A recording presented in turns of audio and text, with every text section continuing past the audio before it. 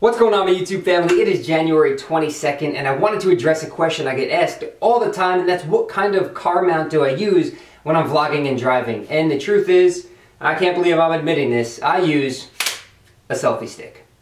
Now, let me tell you why I use this and why I bought this a couple of months back. No, it's not to do this and post pictures to Instagram. The reason I bought this was because, if you're familiar with DSLR cameras, some of them have autofocus, some have manual.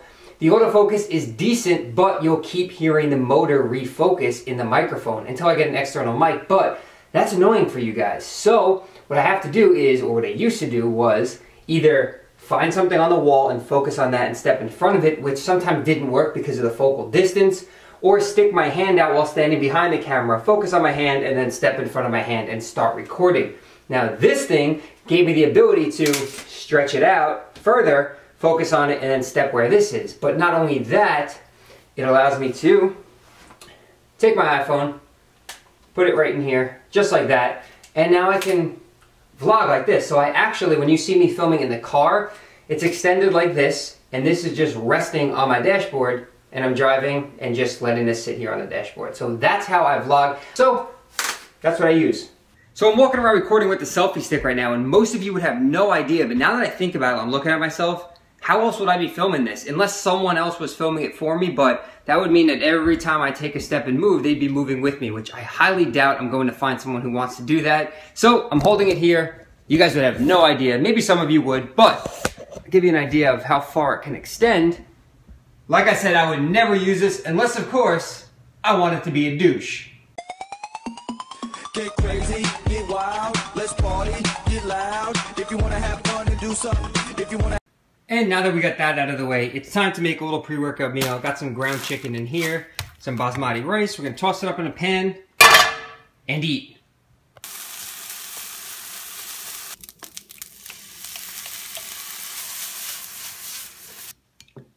All right, so that was real simple, just some ground chicken and white rice, pre-workout meal. So while I eat this, I'm going to edit this video, which I'm putting up on the channel tonight. And then, actually, maybe I'll take a little break, eat this, and watch a YouTube video. Then get back to editing, then get to the gym. I got my toes in the water, ass in the sand, not a worry in the world, I pray to work out in hand. Life is good today. Life is good today.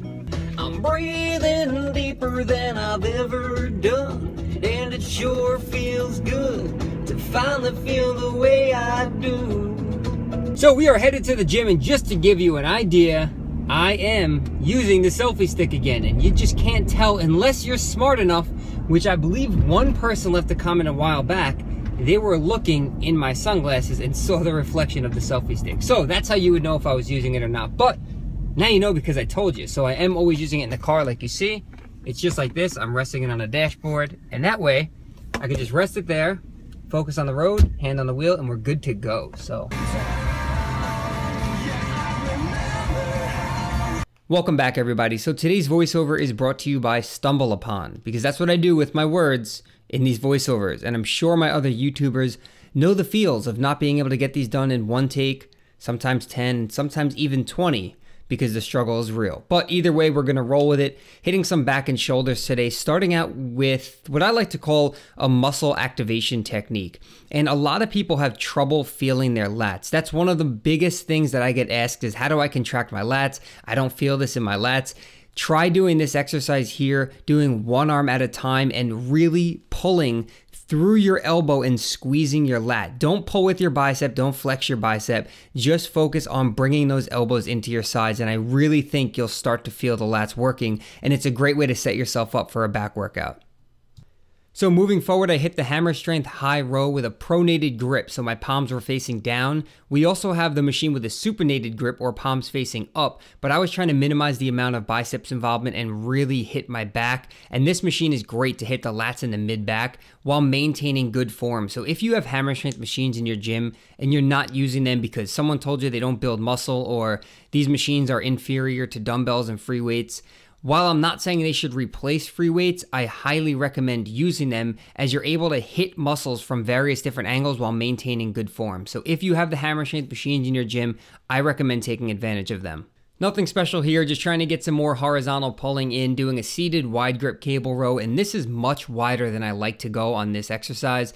I hit back earlier in the week with a closer grip, so I figured why not just go a little bit wider, but for me this was a little bit too wide. I would recommend something a little bit more narrow and then also very narrow with your elbows closer to your sides. Those are the two attachments that I personally like to use.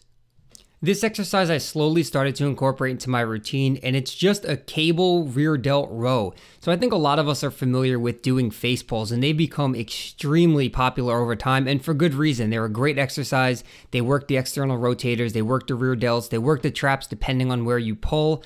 And the only issue I have with them is it's harder to progress on them. I think that if you use this exercise and you're really trying to target your rear delts and hit them hard, which are these muscles right here, which are obviously lacking on me. They're not that great, so that's something that I'm really trying to put a lot of emphasis into. Not only do they support your entire shoulder muscle, so a lot of people don't work their rear delts enough, but it also gives that roundness to your shoulders. So if you want those 3D half natty delts, you're going to want those big rear delts as well. But I'm not saying that the rear delt row is used as a substitution for face pulls, because like I said earlier, the face pulls also work the external rotators. So don't just take one away and use the other one. Use a combination of different exercises, hit muscles from different angles, and get the benefit of all of them. Finishing off the workout, I hit some hammer strength shoulder press as well as some lateral raises. And earlier this week, I did some seated dumbbell shoulder press. I've done some Smith machine press, and these just feel good on me right now with my lower back. And I have to say, like I said earlier, hammer strength machines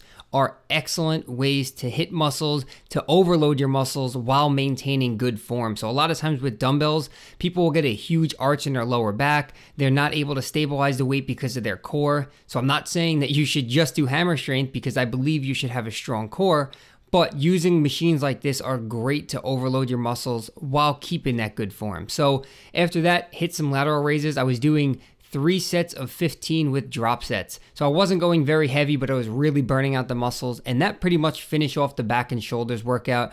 And I finished off with a little bit of posing, something that I like to do after all of my training sessions.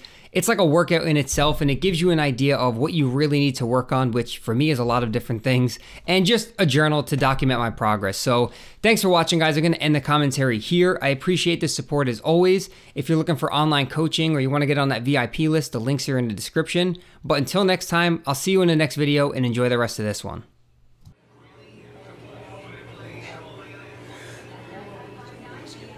All right, so just left the supermarket, had to pick up a few things, and now I am on my way to Mavis Discount Tire because I have a spare tire on my truck. The other one wasn't flat, but my treads are starting to wear low, and I have to actually replace all 4 tires. I probably don't have to, but now that the winter's coming and you have a 4-wheel drive truck, you want to take care of it and make sure that it performs all right. So these tires are okay, but we're gonna go head to the place right now and throw 4 new tires on it.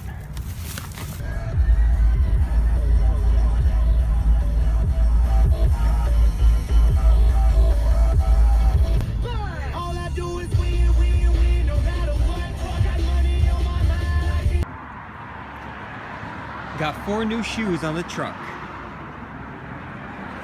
And that's that. So I'm gonna actually cut off the video here. It's around 8 p.m. and I didn't really eat too much today. So I'm gonna go home, get myself a nice meal, and then probably head over to Brittany's house. Good night. Good night. Wait, babe.